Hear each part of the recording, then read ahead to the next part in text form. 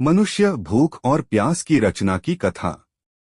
सृष्टि की रचना से पहले ब्रह्मा ने अग्नि, वरुण, पवन आदि देवों की उत्पत्ति की, लेकिन यह तय नहीं हो पा रहा था कि ये देवगण निवास कहाँ करेंगे। उन्होंने ब्रह्मा से कहा, परमपिता, हम पंचभूत हैं, आप हमारे अंश से सृष्टि रचना के इच्छुक हैं, परंतु हम भूख प्यास से पीड़ित हैं। पहले हमारे रहने का प्रबंध करें ताकि हम आहार ग्रहण कर सकें। उनकी प्रार्थना पर ब्रह्मा ने एक गौ का शरीर बनाकर दिखाया और पूछा कि क्या इसमें निवास करेंगे। देवों ने कहा, यह शरीर तो उत्तम है, किंतु हमारे उपयुक्त नहीं है, कुछ और प्रबंध करें। फिर ब्रह्मा ने घोड़े का शरीर बनाया। देवों ने अश्व को अच्छी तरह देखकर कहा कि इससे भी उनका काम नहीं चलने वाला। परमपिता के सामने उलझन बढ़ती जा रही थी। तब परमात्मा ने विचार करके मनुष्य का शरीर बनाया।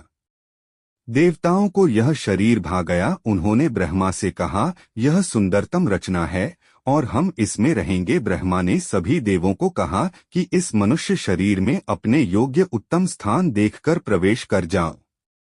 अग्नि ने उदर यानी पेट में स्थान बनाया। वरुण ने रसना यानी जीभ में, वायुदेव ने प्राणवायु के रूप में नाक में, आकाश ने शरीर के हर रिक्त भाग में डेरा जमाया। इस प्रकार जब सबने अपने लिए स्थान चुन लिए तो भूख प्यास ने ब्रह्मा से उनके लिए भी कुछ प्रबंध करने को कहा। ब्रह्मा ने कहा, तुम्हारे लिए अलग से प्रबंध की जरूरत ही नहीं, दोनों को मैं इन देवों के बीच बांट देता हूँ। इनके आहार में तुम्हारा हिस्सा होगा, उनकी संतुष्टि से तुम्हें संतुष्टि मिलेगी। सबकी जगह बन गई। ब्रह्मा ने भूख और प्यास को हर देवता के साथ कर दिया। देवों चिंता हुई कि इनके निर्वाह के लिए अन्न न हुआ तो काम कैसे चलेगा, अगर तृप्ति न हुई तो सब लड़ मरेंगे। ब्रह्मा ने अन्न बनाया। अन्न को लगा कि मुझे तो पैदा करने से पहले ही ब्रह्मा ने मेरे विनाशक भी बना दिए थे। वह पैदा होते ही जान बचाकर भागा। सभी देवताओं के संयोग से बने मनुष्य के शरीर ने उसे दबोचने के लिए वाणी का प्रयोग किया। वाणी अन्न को पकड़ने के लिए मंत्र पढ़ने लगी, लेकिन अन्न उसकी पकड़ में नहीं आया। सभी परमपिता के पास पहुँचे और सारी आप बीती सुनाई। ब्रह्मा ने कहा, भूख मिटाने के लिए अन्न मात्र मंत्र पढ़ने से नहीं मिलेगा, तुम सब कुछ और प्रयास करो। उसके बाद घ्राण इंद्रियों यानी नाक, कर्ण इंद्री, नेत्र इंद्री, त्वचा इंद्री सबने अन्न को पकड़ने की कोशिश की, लेकिन अन्न किसी के पकड़ में नहीं आया। सब फिर गुहार लगाने ब्रह्मा के पास पहुँचे। ब्रह्मा ने कहा, अन्न का कहना है कि वह मनुष्य को सूंघने, छूने या सुनने से प्राप्त नहीं होगा। भूख मिटानी है तो कुछ और उपाय करो।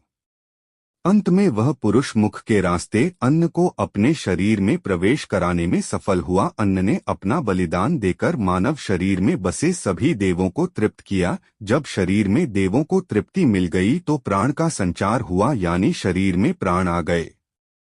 अब परमात्मा ने सोचा कि अगर मानव इस प्रकार से स्वयं समर्थ तो हो गया, लेकिन इसे हर कदम पर मेरी जरूरत पड़ेगी। यह आखिर अकेला कैसे रहेगा। ब्रह्मा ने मनुष्य का एकांत मिटाने के लिए संसार की और सारी वस्तुएं बना दी। ब्रह्मा की रचना को देखकर प्राण युक्त उस मानव शरीर को आभास हुआ, यह काम तो मेरे बस का नहीं, जरूर कोई ऐसी शक्ति है जो मुझसे ज्यादा समर्थवान है। मानव शरीर ने सोचा, भले ही वह शक्ति अदृश्य है लेकिन अलौकिक है, रोम रोम में है और सर्वशक्तिमान है। ऐसा विचार आते ही उसने महसूस किया कि परमात्मा को देख लिया है, इस जगत का कर्ता धर्ता ईश्वर हैं। अब ब्रह्मा संतुष्ट हो गए और उन्होंने मनुष्य को अपना जीवन आगे बढ़ाने के लिए छोड़ा, फिर अन्य कार्यों में लग गए। सोचिए, अगर कुछ मंत्र बोल देने या देख लेने, छू लेने, सूंघ लेने से मनुष्य का पेट भर जाता तो संसार वहीं ठप्प हो जाता। ब्रह्मा का उद्देश्य कहाँ पूरा होता। वेदों की कथा